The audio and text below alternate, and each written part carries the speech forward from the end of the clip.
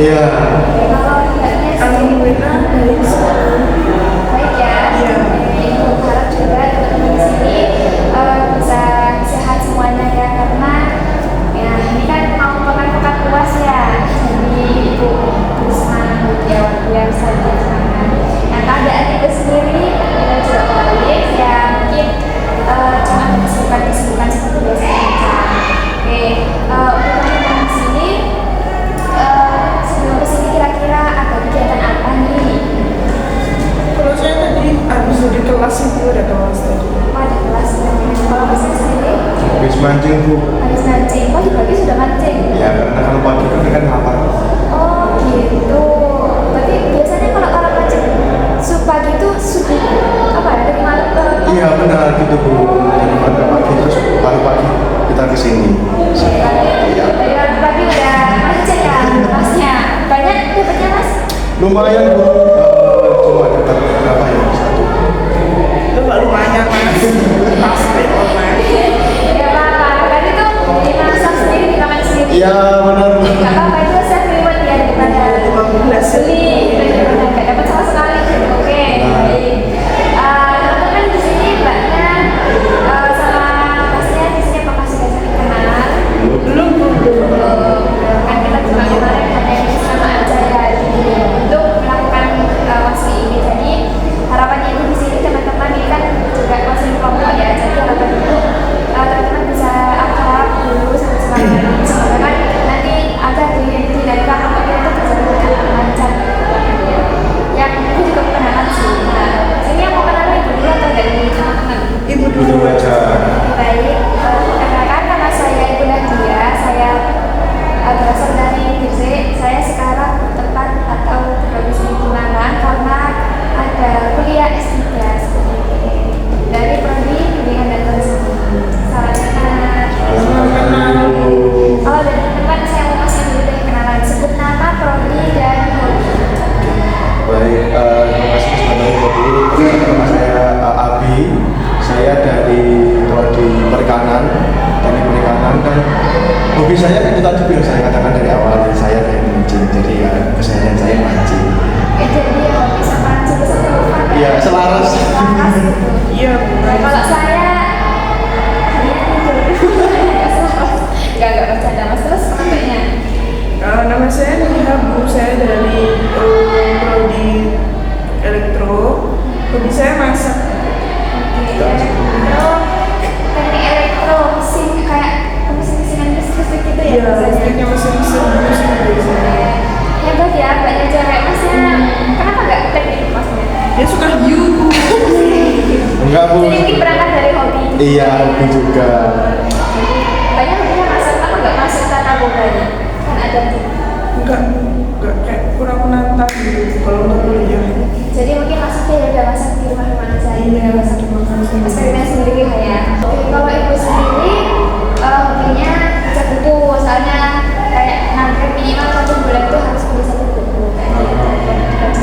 Karena di rumah kayak apa ya, punya kepustakaan pribadi gitu loh dari buku kayak gitu.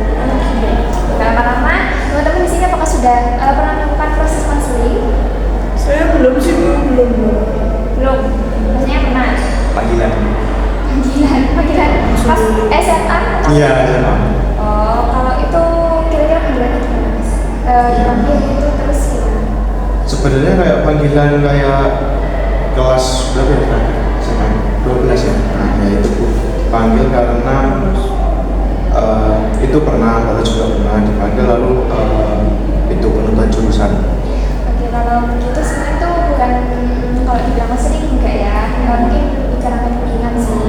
Jadi kalau selama bimbingan apa namanya, bimbingan dalam kelanjutan sekolah itu nanti itu jatuhnya ditarik. Kalau misalnya tentang permasalahan itu nanti jatuhnya kepada bimbingan pribadi sosial seperti itu. Terus habis itu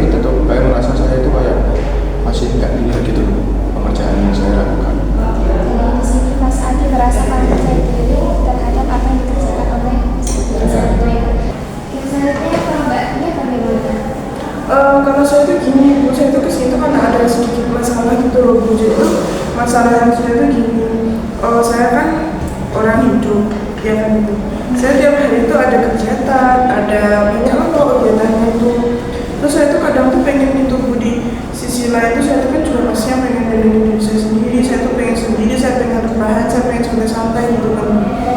Tapi tuh saya tuh misal nggak bisa, selalu ada aja kegiatannya itu ada aja kayak gitu Bu. Apalagi kalau di rumah tuh bener kayak yang apa tuh biasanya gitu loh Bu, yang ngurusin tuh kayak misal nih saya pulang dari mana, kita bisa dari kampus pulang ke sekolah, itu tuh dicucian piring tuh udah banyak banget. Padahal tuh kayak yang kan ada orang lain di situ gitu, kenapa nggak ada yang megang ini sih gitu. Saya udah nyoba itu saya diemin aja wes gitu, biarin nanti yang lain yang mau nyanda gitu. Tapi tuh tetap di situ saya balik pagi. Jadi ujungnya saya juga yang biasanya kenapa sih orang itu selalu kayak saya ngerasanya kayak kenapa sih orang selalu nyuruh aku gitu. Padahal kan nggak selalu aku, kan masih banyak orang lain kayak gitu. Saya mikirnya gitu sih, problemnya ada di diri saya selama ini. Jadi saya dari itu saya merasa saya nggak bisa nenangin diri saya. Jadi di sini bisa tangkap misalnya banyak kan sebagai manusia juga pengen kayak kita gitu ya, pengen punya diri sendiri. Tapi entah kenapa nggak bisa karena ada hal yang itu membuat Mbak Nina itu kesusahan buat waktunya itu berdiri sendiri karena ada hal itu yang mana mungkin tuh hal itu juga bisa lah ya dilakukan sama orang lain seperti itu ya Mbak ya. Iya. Tapi kayak Mbak Nina merasa bebannya cukup banyak Mbak Nina sendiri. Oke.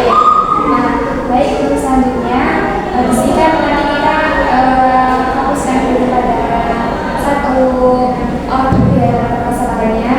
Kira-kira nih dari Mbaknya dan Masnya siapa yang mau dikali lebih lanjut seperti itu? Kalau saya ya bebas ya, bisa aja. Saya aja Bu, saya aja. Oke, baiknya ya. Gimana Mas Adi? Mas Adi apakah sepakat jika permasalahan dalam kelas ini kita adalah terlebih dahulu penyampaiannya? Sepakat. Iya, sepakat. Baik. Nah, untuk selanjutnya Mbak Ania bisa menceritakan kronologi Masnya yang kembali munculnya itu apa? Bisa diceritakan Mbak? Itu awal mulanya ya semenjak saya awal kuliah sih Bu, awal saya semenjak saya pindah ke Malang itu saya tuh jadi merasa kayak jadi yang disuruh-suruh kayak apalagi di rumah itu saya merasa kayak gitu, kayak apapun misalnya bahkan hal sekecil mata kuliah itu misalnya itu padahal kan di situ juga banyak orang, padahal di situ kan juga banyak yang tinggal di situ bukan cuma saya gitu. Tapi kenapa kok yang di situ misalnya bahkan saya baru pulang kuliah, saya baru naruh tas tuh udah kayak dipanggil sini tolong ini kupasin ini kayak gitu Bu. Padahal kan kenapa harus aku tuh dari tadi tuh yang di rumah tuh ada anak-anak tuh ada di rumah, kenapa harus aku kayak gitu. Terus begitu juga ketika kayak misal orangnya tuh lagi bikin makanan apa, misal lagi bikin di media dia tuh juga bisa kalau datang kuliah tuh udah langsung disuruh bantu padahal itu ada di situ juga kayak gitu. Jadi kayak rasa tuh capek banget gitu sama kehidupan saya selama ini. Kenapa sih kok kayak gini? Tapi ya gitu, saya tuh kayak merasa capek gitu. Jarang saya tuh merasa kayak hidup ini santai itu jarang banget.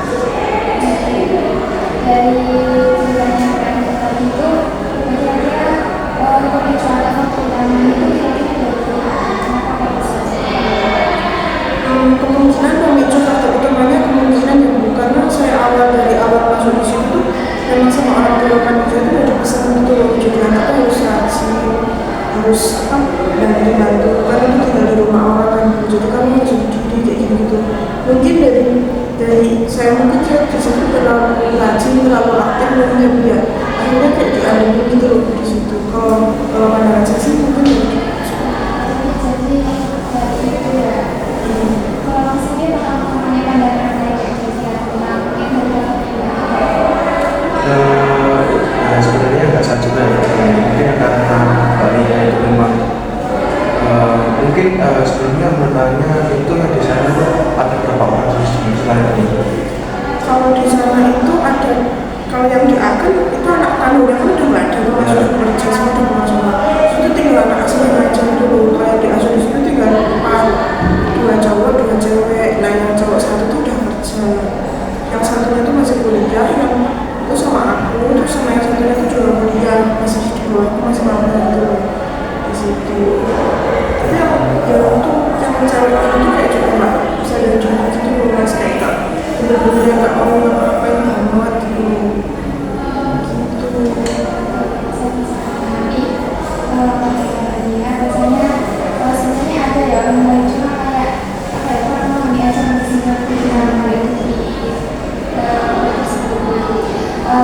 sejauh ini yang Mbak rasakan bagaimana hal itu mempengaruhi emosi perasaan Mbak yang Sejauh ini hal itu sangat mempengaruhi emosi dan saya. Soalnya saya itu ketika kuliah sudah banyak itu terus kayak melihat misalnya meja makan itu berantakan, habis itu di cucian piring itu banyak cuciannya, habis itu di yang sekitar cucian piring itu banyak barang apapun di situ, apalagi nanti di meja ruang tamu juga ada bekas-bekas mereka makan. Itu kayak yang bikin tambah emosi saya gitu loh. Saya kayak pengen emosi gitu rasanya.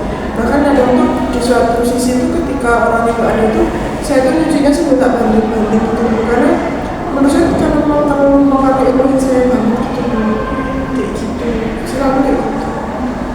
Selama kegiatan di rumah mungkin banyak lakukannya ya, tapi mungkin selain karena juga lagi sudah capek, jadi meluapkan emosinya di dalam kegiatan itu sendiri. Iya, jadi kayak misal ngambil kan kayak rasa nasi itu nanti pancinya udah lempar aja gitu ke cucian piring itu karena udah emosi banget.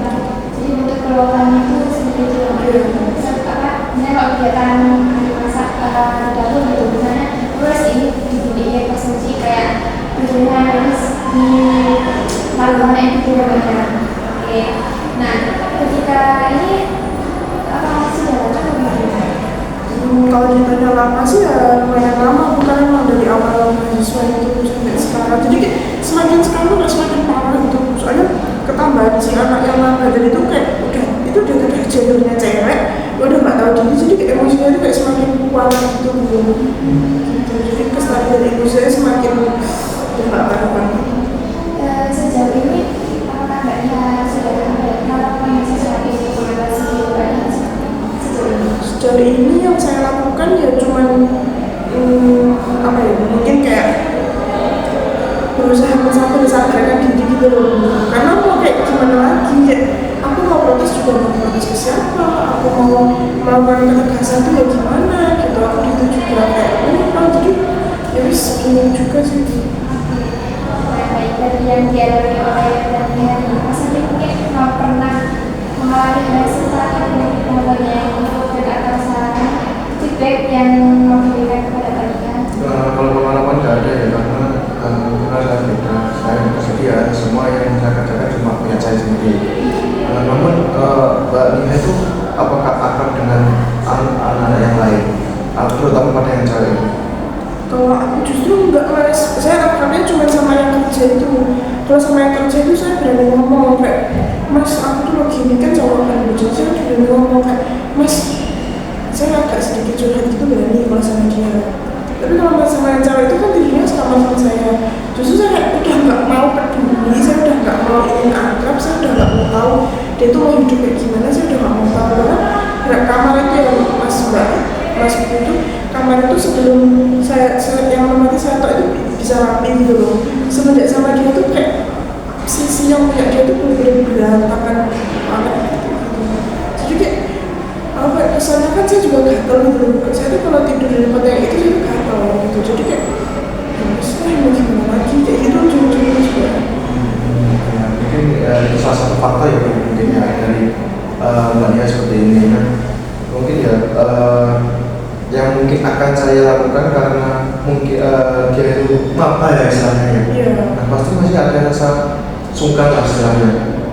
Untuk ya sebenarnya kita harus saling dia sebagai pendatang itu harus mengakrabi lah kita sebagai yang udah begitu. Tapi kalau memang dari dia yang memang agak seperti itu ya dari kita sendiri yang mencoba untuk dia itu bisa biar buka ke kita dan sebaliknya gitu, daripada yang kalau gini kan Mbak Nia sendiri yang mana ya? Iya. Jadinya dan dia merasa biasa aja, tapi Mbak Nia yang terbebani gitu. Iya sih. Jadi belum pernah mencoba untuk entah berbicara ataupun memberikan apa gitu. Saya diem aja, bahkan mungkin karena saya diem aja ya dia pikirnya saya hanya sampai barang-barang saya itu dipakai sama dia tanpa izin. Termasuk hal yang salah juga ya Mbak ya. Saya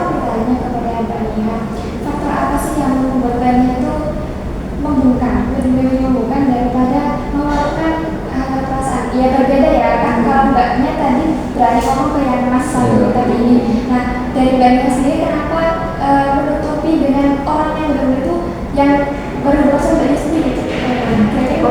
Kenapa kok saya membungkam ke dia? Karena gini, dia itu kan pertama dia maba, kedua dia itu dari watak sifatnya dia tuh harus apa disuruh. Kalau saya terus tiap hari nyuruh kan saya juga capek. Takut saya dia kalau saya terus-terusan bilangin, terus-terusan nyuruh, takutnya dia nanti malah lapor ke orang tuanya kalau di sini disuruh-suruh. Itu faktornya saya bungkam. Terus kemudian yang ke faktor yang ketiga saya kenapa bungkam? Karena saya takut kalau saya terlalu sering ngomong, saya terlalu bilang ke dia nanti malah melunjak, malah kayak seenaknya sendiri gitu. Soalnya emang anaknya seperti itu historinya. Jadi masalahnya itu ya, misalnya juga bisa mendengarkan.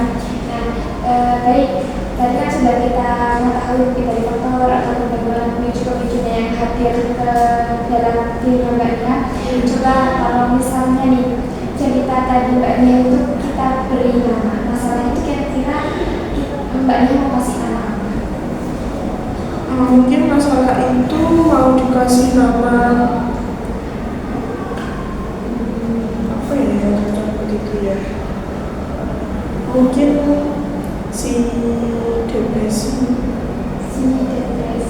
Iya. Oke. Nah, baik. Sini Mbak Nia sudah memberi nama dalam masalahnya itu si depresi baik. Jadi ini harapannya begini Mbak, ketika kita kayak misalnya tadi ya, misalnya saya itu kurang percaya diri, itu sebenarnya bukan rasa tidak percaya diri itu yang apa bukan Mas Adi yang tidak percaya diri itu masalahnya, tapi saat ini Mas Adi ini dirinya masih berhadapan dengan rasa tidak percaya diri itu yang harus dihadapi. Itu pun juga dengan punyanya Mbak Nia. Jadi kan Mbak Nia di sini tadi bilangnya depresi ya. Nah, jadi harapannya di sini Mbak Nia jangan menganggap Mbak Nia ini orang yang depresi, tapi Mbak Nia di sini masih depresi ini sebagai usaha gitu yang harus diselesaikan ataupun dihilangkan pada diri Mbak Nia seperti itu. Nah, oke, mau tanya, kira-kira si depresi ini kapan saja hadir dan kapan saja tidak hadir dalam aktivitas keseharian Mbak Nia? Kalau hadirnya itu ya pasti waktu tadi sibuk kayak udah misal saya udah ada kegiatan mepet banget nih jamnya jam pagi, terus saya bangunnya kan pasti saya usahakan sebelum subuh, tapi kadang-kadang siaran subuh itu baru bangun kan. Terus kayak aku tuh belum basa-basi, aku belum mencicipi, aku belum yang ini, itu yang belum mandinya, belum nanti siap-siapnya kayak gitu kan Bu. Terus yang bikin saya si depresi ini keluar tuh ketika di situ, jadi kayak udah terus banget, kayak udah di situ udah kayak merasa pengen teriak gitu loh, tapi saya nggak bisa, di situ saya harus teriak gimana kan nggak mungkin juga kan gitu. Kemungkinan terus kemudian ketika kayak saya udah pulang dari luar, pulang dari mana, saya udah capek, saya pengen di rumah, pengen istirahat, tapi di situ melihat nasi udah habis, cucian numpuk kayak gitu, mau nggak ada, jadi yang terpaksa mau nggak mau kan saya semua yang nandang, yang kerjain semua itu. Nah di situ saya juga sudah mulai depresi, itu sudah mulai muncul lagi gitu loh, kayak pengen marah, pengen emosi, walaupun saya itu udah capek banget untuk hidup kayak gini kayak gitu kan. Kemudian yang kalau kapan dia nggak muncul itu kok bisa dibilang dia jarang nggak muncul, karena hal itu hampir setiap hari terjadi di dalam diri saya gitu.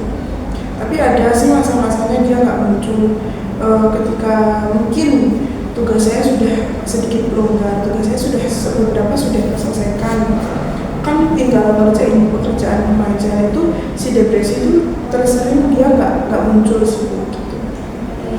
Di sini tadi Mbak Nia sudah mengatakan bahwasanya munculnya itu ketika langsung itu juga banyak kegiatan, nah juga banyak pemicu bisa merasakan dari kondisi itu sendiri. Kemudian kalau dibilang kapan tidak muncul nggak ada ya, tapi mungkin ketika itu Mbak Nia sudah tidak ada tugas ataupun tugasnya dalam longgar itu tidak muncul hal-hal seperti itu. Nah, ketika depresi itu tadi sudah muncul kepada diri Mbak Nia, apakah Mbak Nia melakukan hal lain apa gitu yang bisa membantu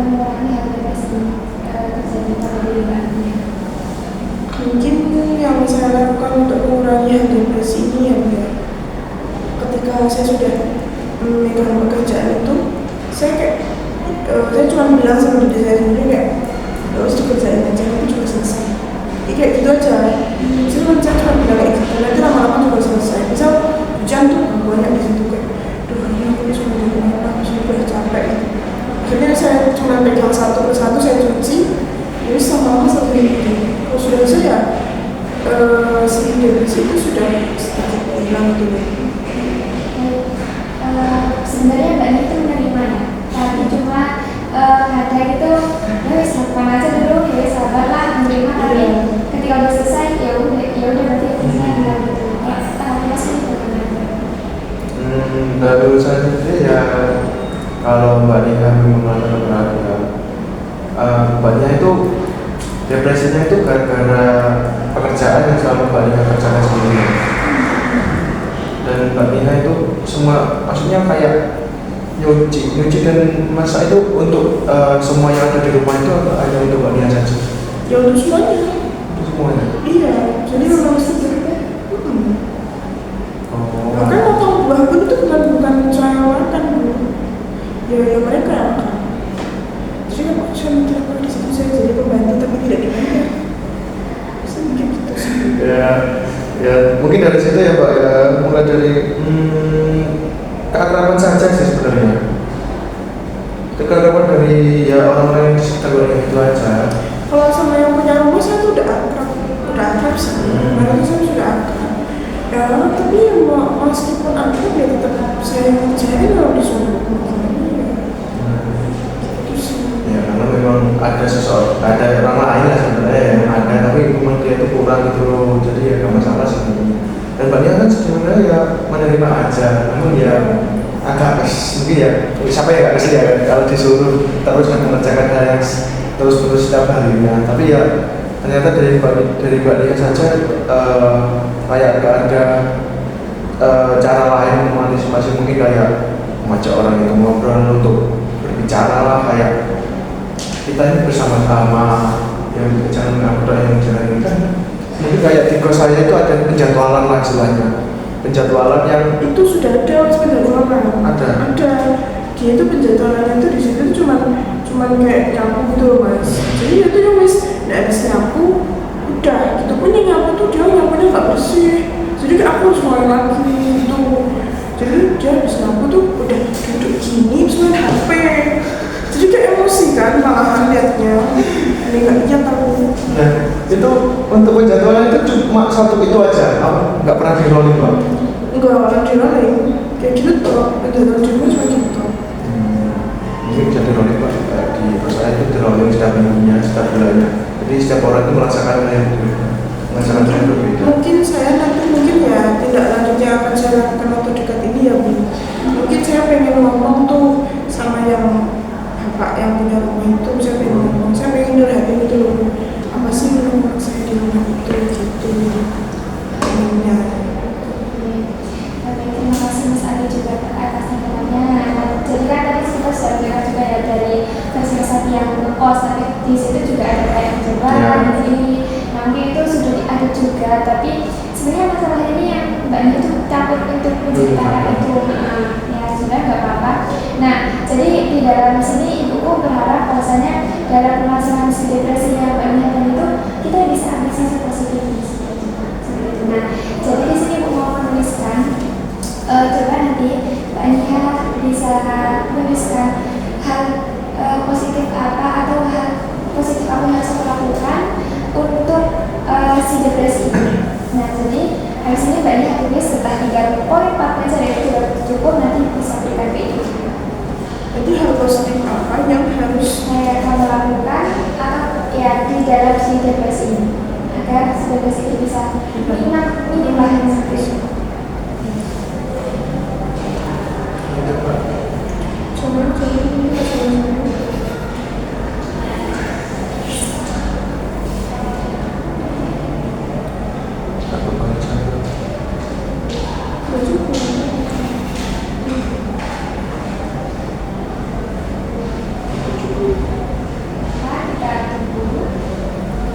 Sudah Bu. Ya. Jadi dari si depresi tadi itu sih Mbak Nia mempunyai sisi positif ya ketika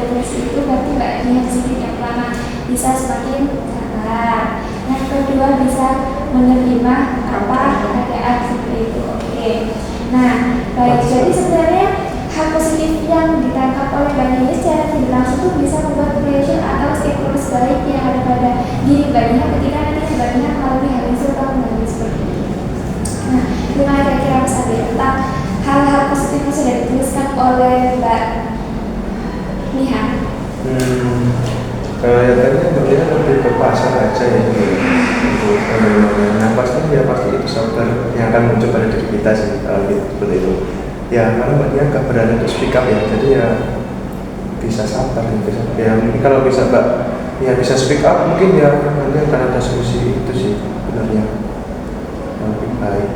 Bagaimana Mbak Nia pakai hal itu? Tidak, Bu, tidak. Jadi nah baik. Nah, jadi dari yang positif tadi yang sudah ditulis, ini kan juga bisa sebagai pemicu keadaan bagaimana Mbak Nia nanti ketika mengalami hal yang seperti itu bisa menerima dan sabar seperti itu. Nah, setelah jauh kita bercerita tadi kan pertama nih Mbak Nia sudah menceritakan tentang si depresi tadi. Nah, coba sih dari yang positif ini Mbak Nia menceritakan dia si depresi ini menjadi hal yang baik itu dari hal sabar dan depresi coba diceritakan kembali untuk kedepannya kira-kira Mbak Nia mau menjadi seperti apa? Kedepannya saya tuh pengen jadi orang yang kalau sabar sama menerima saya tetap pengen jadi seperti itu ya Bu. Tapi saya juga pengen jadi orang yang lebih berani untuk mengungkapkan apa yang saya rasa agar semua hal itu tidak terbebankan cuma ke saya aja gitu. Karena saya juga pengen ada perubahan dari diri saya juga pengen menikmati hidup seperti itu sih. Kita biar aku sendiri Mbak Nia. Ya, cerita barunya kemarin Mbak Nia kalau misalnya hal-hal kejadian seperti tadi itu bisa kembali hadir ke dalam diri Mbak Nia si depresi ini, tadi Mbak Nia akan menerima kembali terus sabar dan mungkin kedepannya akan lebih berani ya untuk memberikan atau menceritakan hal yang dirasakan oleh Mbak Nia kepada orang yang punya potensi itu seperti itu. Nah, setelah Mbak Nia menceritakan hal barunya ini, kira-kira yang awalnya si depresi nanti Mbak Nia mau memberikan nama cerita ini menjadi apa? Yang lebih baik. Oh, dari si depresi saya pengen ganti memberi nama si stabil.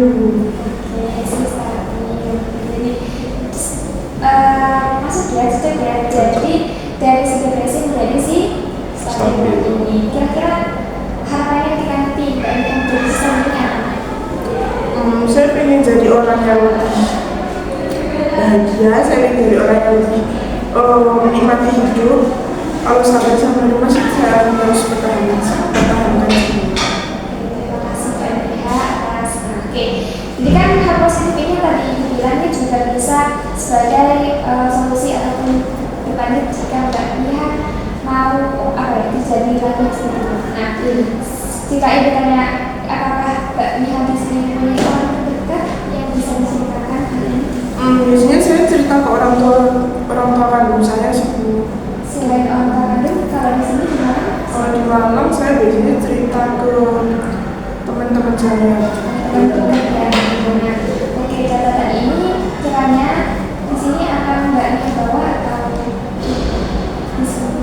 nantinya di Mbak Nia nanti ketika dibawa pun akan disimpan sendiri atau mau diberikan kepada orang terdekat? Mungkin saya akan menunjukkan ke orang terdekat saya bahwasanya saya tuh udah kayak gini gitu sih. Jadi harapannya nanti ketika Mbak Nia tahu punya si depresi ini kembali lagi agar si stabil ini datang biar ada teman-teman yang bisa mengingatkan dan menguatkan Mbak Nia. Terima kasih. Oke, kita sudah hampir akhir ya. Jadi dari konseling ini kiranya bagaimana perasaan Mbak Nia? Saya setelah konseling ini saya merasa lebih bahagia sih, lebih lega gitu. Kayak mungkin hal-hal yang mau dilakukan kedepannya bisa dilakukan. Siapa tahu dengan coba seperti itu Mbak Nia si depresi ini dia lebih berkurang lagi gitu loh. Dan yang nantinya akan menjadi si stabil itu. Dari Mas Abi, apa saja mungkin yang bisa kita tangkap dari konseling kita pada pagi hari ini? Yang saya tangkap ya dari garis besarnya sih sebaiknya kita itu yang menerima apa yang kita minta, kita apa disuruh ya, kita seperti Mbak Liha kita menerima. Namun ada kalanya, menurut saya ada kalanya untuk kita memang berbicara kalau memang itu sudah over dari kemampuan kita. Kalau memang seperti itu kita bisa berbicara. Bisa kita simpulkan sini ada kata-kata yang kita Mas Adi. Sebenarnya Kak, sebenarnya kita tidak apa-apa menerima kondisi kita seperti itu. Tapi kalau misalnya itu terlalu lama dan itu juga menyakitkan pada kita, kalau ini kita mengutarakan saja seperti itu agar ya kita mungkin tidak pernah tahu ya ketika kita mengungkapkan hal apa yang akan terjadi, setidaknya kita sudah mencoba untuk mengungkapkan perasaan yang kita alami. Semangat ya bagi hal terdepannya, semoga sisa dunia ini 100% ya. Mungkin kalau sekarang dibilang 50-50 ya, 50 masih ada, sisa juga ada, tapi gimana caranya nanti BNH BNH itu meningkatkan sisa dunia ini seperti itu. Oke, kita beri aplaus buat BNH. Terima kasih teman-teman di sini, Ibu sangat bahagia dan senang sekali karena teman-teman di sini cukup aktif ya dan memberikan feedback maupun juga saran kepada BNH tadi. Waktunya sudah lebih. Nah, jadi harapannya Ibu kedepannya semoga teman-teman di sini bisa berkembang lebih baik lagi untuk kedepannya. Ibu mohon maaf jika ada salah dan salah kata. Cukup sekian untuk kedepannya mau melihat progresnya dari BNH ya. Seperti itu. Sekian dari Ibu. Assalamualaikum warahmatullahi wabarakatuh. Waalaikumsalam.